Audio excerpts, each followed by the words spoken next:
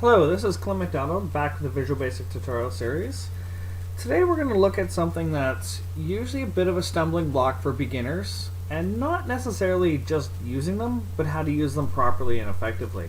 So today we're actually going to look at functions and how we can implement them effectively. So first we'll look at what is a function. We'll compare how we've learned about functions in the past using Excel, Access, and high school and mathematics that we learned in school. How to code a function, code reusability, how to ensure object-oriented programming compatibility, and then we'll go through a couple of examples of them. So we'll start off with looking at Excel.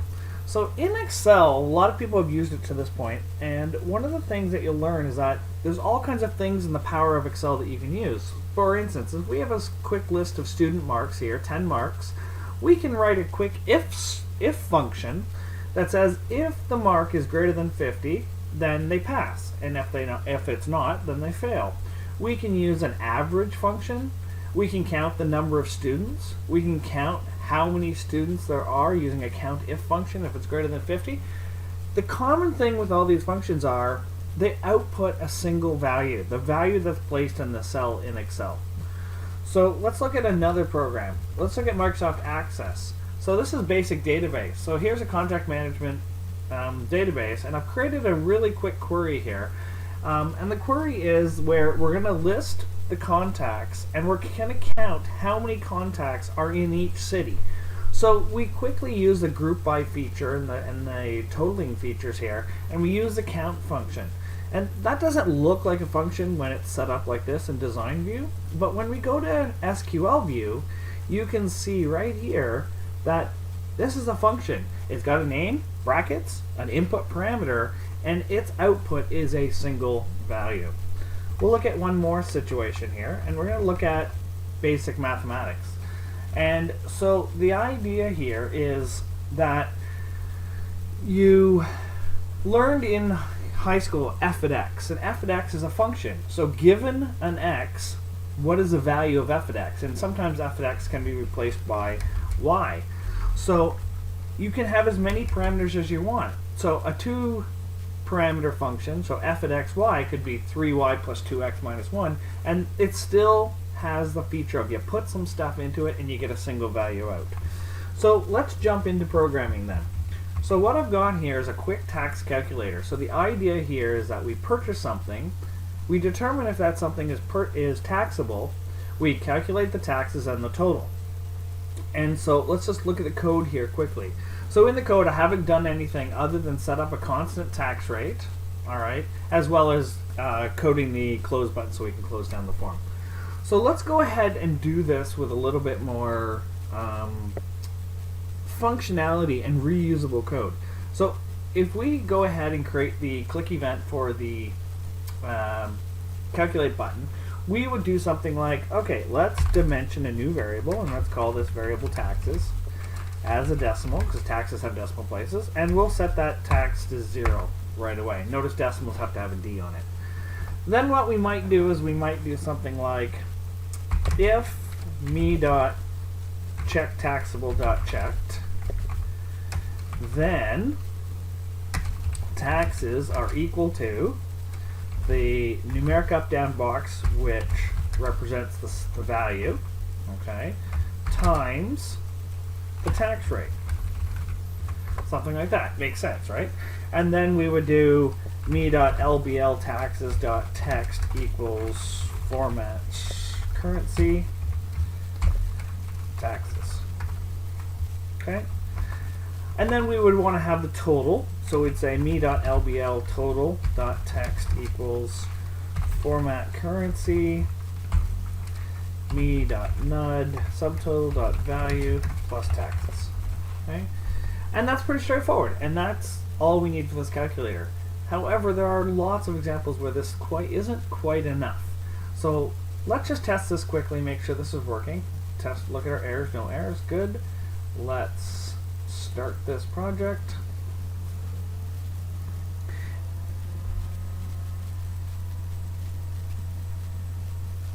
So when it comes up here, you can see that we can enter in a value. So we bought something that's $3.99, calculate it, it's not taxable, there's no tax. If we change that to taxable and calculate it, it changes the total. So it works very effectively. However, if you had a situation like this where you had multiple items and every item has the possibility to be taxable or not taxable, then using that method isn't quite enough. Alright, so let's implement some better coding practices here. So what we're going to do is we're actually going to create a private sub, and it's going to be do calculation, if I can spell. So do calculation. Alright, so in this particular case, we're just going to take all of this coding that's in here, place it down here, and then we're going to say call do calculation. That's a better coding practice already, because we shouldn't really put too much logic coding into event handlers. So already we've cleaned this up. So if we have to do the calculation for different things, different events, different areas that we work in, we can always just call the do calculation subroutine and it works. That's an important concept. So now let's take this to another level and create a function.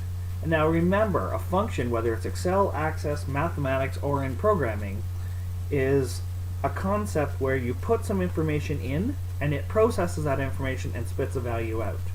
The only difference in programming is that we want to be able to use that function over and over and over again. In Excel, we can use an average function as much as we want, and it's based on what we put in, and it always spits out the average of what we put into it. So here we're going to have to create the same thing. So we're going to say private function, and we're going to call this calc taxes. All right. Now, in order to calculate the taxes, we need to know how much the amount is. So we're going to put in the subtotal amount as a decimal value. We're going to send that in, and based on sending that in, we're going to output a decimal. All right. So the difference between a subroutine here and a function is nothing other than the word sub and function, as well as a function is defined as a type. So in this case, it's defined as a decimal. The other feature of a function is it returns a value. So I have to have a return statement at the bottom. All right. So we're going to really quickly here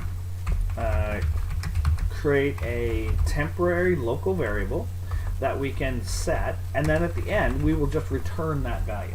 So there's the basic structure for a function. You send stuff in, you define it as a type, you declare a local variable to represent that type, and you return that variable at the end. So we can use calc taxes in an equation. So very quickly here, we can say that return value equals subtotal times tax rate. Okay? And then we'll return those taxes. So rather than us having this availability here, we're going to say taxes equal calc taxes and send in the subtotal, which in this case was just the value that's in the numeric up-down box. So now all of a sudden we've cleaned this up, but this calc taxes function can be used from anywhere. All we have to do is send in a total and it'll send back the taxes amount. And that's great, because when you have a point-of-sale piece of software or anything that has multiple calculations, you're very often going to have to calculate the taxes more than once. So this gives us huge code reusability. So I can use this from anywhere I want, sending in the total. The next point I want to talk about is object-oriented programming. In order to create object-oriented programming friendly procedures, it's crucial that they're independent. And this particular function is not independent yet because it relies on an external force or an external variable. And even though it's a constant, it's still an external variable, external to itself. So in other words, in order to make this a truly object-oriented function, we are going to go ahead and create it again, but this time we're going to send in a variable called the tax rate. Okay? So that way, instead of using the constant tax rate, we'll send in the variable that we've used for the tax rate. What this means is very quickly you can see that this second version of the function is completely independent. You send in the subtotal and the tax rate and it spits out the taxes. It doesn't rely on anything else. It doesn't refer to a control. It doesn't put the value into a text box or a label. It doesn't get the values from a numeric up down. It is completely independent. So you send in a subtotal, a tax rate, it gives you a value. That's object-oriented programming. So that is really important. So we can now, instead of calling our non-object-oriented friendly calculate taxes, we can now go ahead and use our constant here in the call to the function. So we're still utilizing the features and the concepts of a constant, but we're also creating our functions and our procedures to be object-oriented programming friendly. And that's really important. So there's an idea of a function and its uses. So we can actually create another quick function here, private function calc total. And so when we're creating the function, we have to determine what is it that makes us able to calculate the total. Well, we would need to send in the subtotal, and we would have to send in in this particular case, is taxable as a Boolean variable. Okay? And we would return that again as a decimal. We would very quickly set up our local variable that we can return the value based on our calculations. And then what we're going to do is we're going to return this. So we're actually now going to create a quick if structure. So if is taxable, then return value equals subtotal plus get taxes, or calc taxes, and send in the subtotal. Okay. Now we want to make sure that we're doing this again, so we're going to also send in the tax rate, and then we're going to say else return value equals just the subtotal.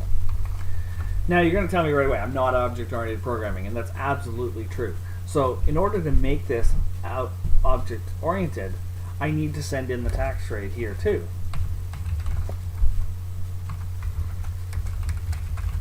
So I'm not using that constant. So we'll bring that in there, and there we go. So now we've got it. We can send this tax rate in there. So we're keeping it within its little structure here. So now up here where we're saying the total, rather than just doing this right here, what we can go ahead and do is send in the subtotal, but we're going to say calc total, send in the subtotal, we're going to send in the is taxable Boolean variable, and then we're going to send in the tax rate. And this here we can go ahead and use our global variable. So now we've done the exact same thing. I need another bracket here. We've done the exact same thing, and we're allowing ourselves to keep your functions independent. So yes, this function is dependent on values coming from this function because we're referring to it here. However, the set of calculations are independent of each other, and it's giving us good object-oriented programming practices. There are more advanced ways to do this, which would give us even further object-oriented programming friendliness, but at this point, as a beginner level, this is pretty good. So we're keeping everything separate, and we're able to keep our business logic away from our user interface, and that's really crucial. It's really important not to refer to numeric up-downs and labels and those kind of things inside of your functions. Keep your functions independent. Use the interface and other parts to interact with the user interface. Thank you so much.